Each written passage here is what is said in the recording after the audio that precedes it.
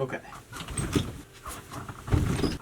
What is up, homies? My name is Felix and I'm here back again with another video for you all today. So if you watch my channel, you'll know that I've done quite a few videos about VST plugins. I like to do little plugin reviews, videos about the best free plugins, the best cheap plugins, stuff like that. But I realized that I've never made a video showing you guys my personal preferences, the plugins I like to use. So yeah, that's what we're going to be doing here today. I'm going to be showing you guys the plugins that I use on pretty much every single track, literally all the time. There's actually going to be a mix of some paid plugins and some free plugins as well, and there is some really good free plugins in here. So yeah, make sure you guys check out my Instagram and my SoundCloud down in the description below, along with the playlist of songs I produced, my Beatstorm, my Discord, all that stuff. Go check it out if you'd like to do so. feezostore.com, you guys already know. And now we can get into this video. Alright, so the first one you've probably heard of before. It's called Labs by Spitfire Audio. Probably hands down the best free plugin that you can get. And obviously you've heard of it before because everybody says that, but I do genuinely use it like all the time. The soft piano preset is crazy fire, along with plenty of other sounds in here as well. I use the strings really often. I also use the choir.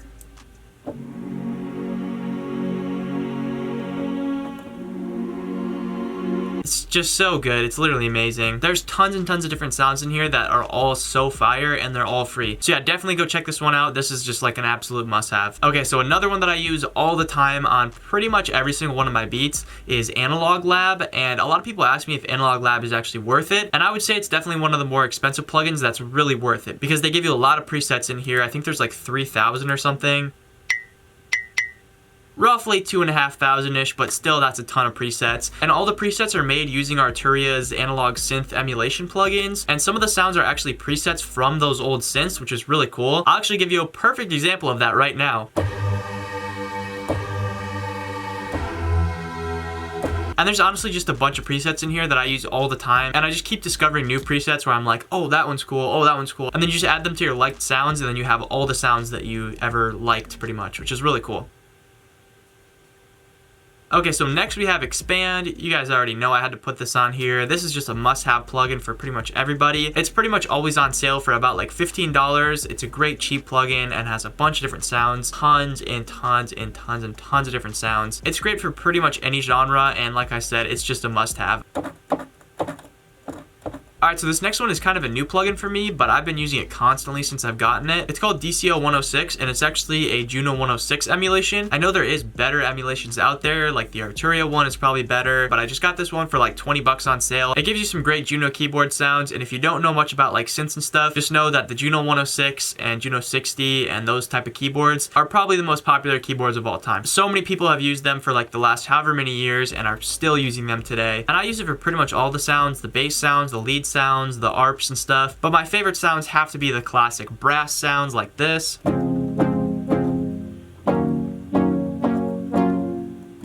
Super awesome, and once you add one of the plugins that I'm going to show you later on in this video, it's going to sound super, super nice. Alright, so another one that I got pretty recently, but I've been using super, super often, is this Roland JP680, which is supposed to be like a Roland Jupiter 8. And there's not a whole lot to say about this one. It just has some really great sounds.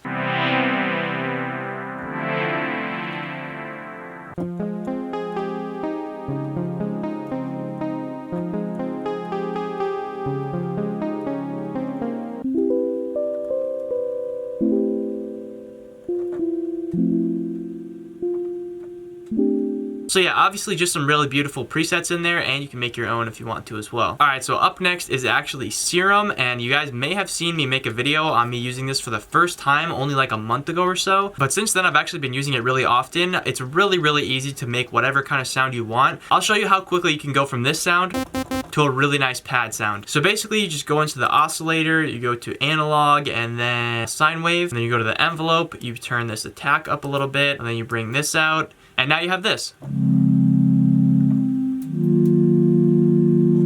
Such a nice sound, and I literally just made that right before your eyes in like 3 seconds. And honestly, I think that's the great thing about Serum, is that it's just so easy to use, and it's so easy to make whatever sounds you want in here. So yeah, Serum is awesome, and despite what you might think, and despite what I actually thought before, it doesn't have to just be used for EDM music. You can use it for pretty much any type of music you want. It's a great synth.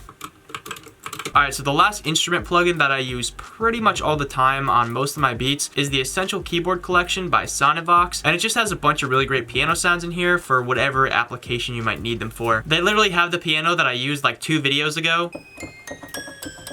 So yeah, this is kind of my go-to for any type of piano sound that I might need. So one plugin that I actually almost forgot here is called SQ8L, and I'm sure you guys have heard me talk about it before because this is probably my favorite free plugin ever. It's an emulation of the Ensoniq SQ80, I believe, and it just has such amazing sounds.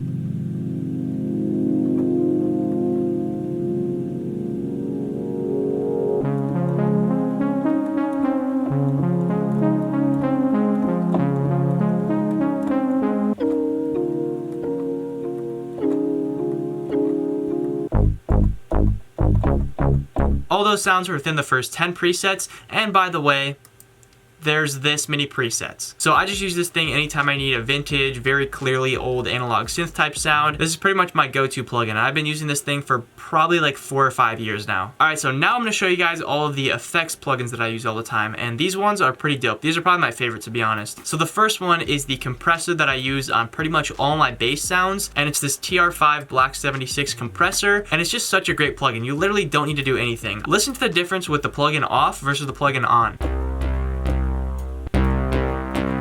It's just so much thicker, it has so much more volume and warmth to it, and that's literally just the default preset of the plugin. Alright, so the next one you've definitely heard of before, but it's RC20. I do use RC20 a lot, to be honest. It just gives whatever sound you put it on some really unique character and color to it. There's a couple different ways that I like to use RC20. The first one is just adding it to the whole melody, and the way I'll do that is I'll just add a little bit of noise like this, and then add a little bit of wobble, keep this pretty much where it is, and then just add a little bit of space to it, and then turn this maybe down a little bit.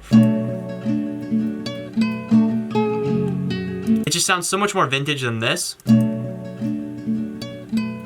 actually another thing I like to use RC20 for is on individual parts of the melody. So let's say there's like a little synth sound or a little like bell sound or something, and I want to make it really like lo-fi and crunchy. What I'll usually do is keep the settings pretty much the same, sometimes turn the noise off, and then I'll turn this digital on, and then turn the bit rate to the right, and just add some really cool crunch to it. Sometimes I'll mess with the EQ a little bit like this, turn the space up a little bit.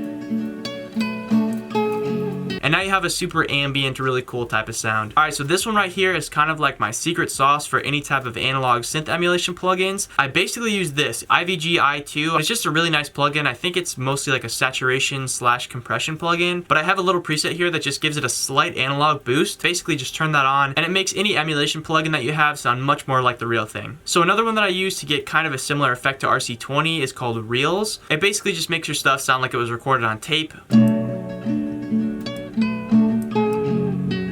Makes it sound super vintage, super lo-fi. It's obviously a very exaggerated effect, but it does sound really, really cool. So another one that I've been using pretty frequently since I got it is called R-Comp, or Renaissance Compressor, from Waves, and you guys may have heard about this one before, but it's just a really nice compressor. It's super, super simple, as you can see. It doesn't have like a bunch of knobs like a lot of other compressors do. It shows you the levels, and it shows you kind of what's happening here. Not a whole lot to say about this one. It's just a really good compressor. It has a nice sound to it, and it's simple and easy to use. So another one that I use for a lot of my analog synth emulation plugins, as you guys have probably gotten, you know, the theme by now. I'm a big fan of the synth emulation plugins, but it's this Tal Chorus plugin, and this is actually supposed to be like the chorus module on the Juno keyboards. It just sounds super nice. I mean, just listen to how it sounds on this guitar. And how could I forget, the plugin that I use all the time, guaranteed if I'm recording guitar, is Guitar Rig. And there's so many great presets within here, so many great bass presets, guitar presets. I use it pretty much anytime I record guitar. Another one that I am guilty of using on like probably 95% of my beats is the D-Blue Tape Stop plugin. I just basically set the slowdown to like 16 or something, and then automate the trigger right here, and then just go like this. And you can obviously change the slowdown speed as you like, but I just use that as a quick little effect anytime I want to have the beat drop in, or maybe I want to have the drum stop playing with like a tape stop, or have the melody stop playing with a tape stop, or do that to vocals. Alright, so I think the final effects plugin is one that I use actually on every single one of my beats, without a doubt, iZotope Ozone 9 Elements, and I just use this for the maximize feature here, and I'll basically just set this to like -1 or something, and then just turn the threshold down until it starts to distort, and then just bring it back up a little bit, and then you have your track nice and loud, and that's pretty much all you have to do. And sometimes if I'm mastering a track, I'll actually use these as well to just bring up the high end and the low end just a little bit. And you could do this with any other EQ, but sometimes it's just convenient to have it in here. So yeah, that is going to do it for me in this video. I've showed you guys pretty much all the plugins that I use on a very consistent basis. If you go through and listen to some of my beats and you watch some of my videos, you'll definitely be able to notice me using these plugins here and there. So yeah, I hope you guys enjoyed this video. Let me know down in the comments what plugins you use all the time. I'm always looking for new plugins to use and maybe review and just, you know, make beats with. So yeah, make sure you guys check out my Instagram and my SoundCloud down in the description below, along with the playlist of songs I produce, my beat store, my Discord, all that stuff. Go check it out if you'd like to do so. feezostore.com, obviously you guys already know. And I will see you guys next time.